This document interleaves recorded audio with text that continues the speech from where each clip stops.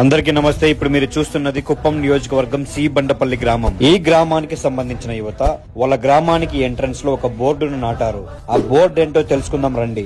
ఈ బోర్డులో ఏం రాసిందంటే, సి బండపల్లి గ్రామంలో అందరూ హిందువులే కావున అన్యమతస్థులు గ్రామ పెద్దల అనుమతి లేకుండా ప్రవేశం లేదు. అన్యమత ప్రచారం ఇక్కడ నిషిద్ధం. అతిక్రమిస్తే జరిగే తీవ్ర పరిణామాలకు మేము బాధ్యత వహించము. గ్రామస్తులు ఈ నిర్ణయాన్ని ఎందుకు తీసుకున్నారో వారి మాటల్లోనే తెలుసుకుందాం రండి.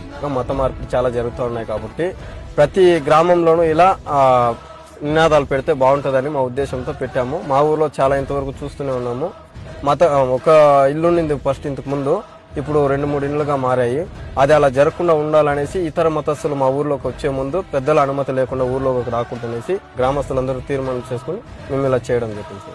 మీ ఊర్లో ఇలాంటి సిచ్యువేషన్స్ ఏమైనా జరిగిందా? అట్లా కన్వర్షన్ ఏమైనా జరుగుతా ఉందా? ఇప్పుడు ఉన్న వాళ్ళు ఏం చేస్తారంటే, 1-2 ఇండ్లు ఉన్నాయి కదా, వాళ్ళు ఏం చేస్తున్నారంటే గ్రామంలో ఎవరైనా తాగుబోతులు అలాంటి వాళ్ళు ఉంటే, మీ దేవుడు ఏం చేస్తాడు, మట్టి బొమ్మలు ఇవంతా ఏం చేసి కలదు, మా దేవుడిని నమ్ముకుంటే మీరు తొందరగా మీ ఆయన ముందు మర్చిపోతాడు, మీకు ఇంకా మంచి మంచి డబ్బులు అంతా సంపాదించుకోవచ్చు, మీరు మా మతంలోకి వచ్చేయండి, ఆ ప్రభువుని పూజించండి, మీకు మంచి జరుగుతుంది.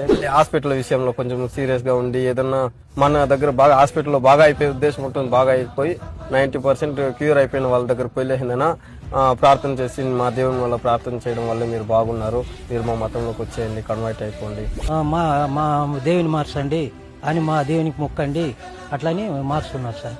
వేరే మతాల మీద వాళ్ళ మీద కోపాలతో వాళ్ళ మీద కక్షలతో ఏమన్నా ఈ బోర్డు పెట్టడం జరిగిందా?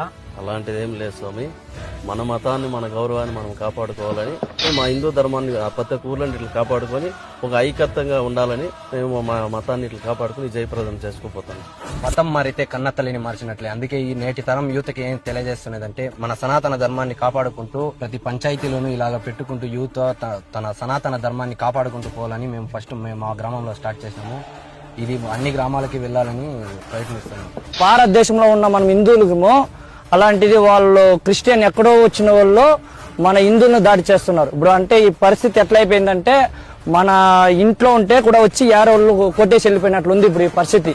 ఛత్రపతి శివాజీ కొడుకైన సంభాజీ గారిని 40 రోజులు చిత్రహింస పెట్టి కళ్ళు పీకి అంగాలు కోసి చిత్రహింస పెట్టిన మతం మారకుండా సనాతన ధర్మం కోసం పాటుపడి చనిపోయారు. అలాంటి వాళ్ళు ఎందరో ప్రతి ఇంటికి ఒక శివాజీ సంభాజీ పుట్టుకురావాలని కోరుతూ ఇలా చేయడం జరిగింది. ఈ గ్రామస్తుల యొక్క నిర్ణయంపై మీ అభిప్రాయాన్ని కామెంట్ రూపంలో తెలియజేయండి. ఈ వీడియోని అందరికీ చేరేలా షేర్ చేయండి. జై శ్రీరామ్.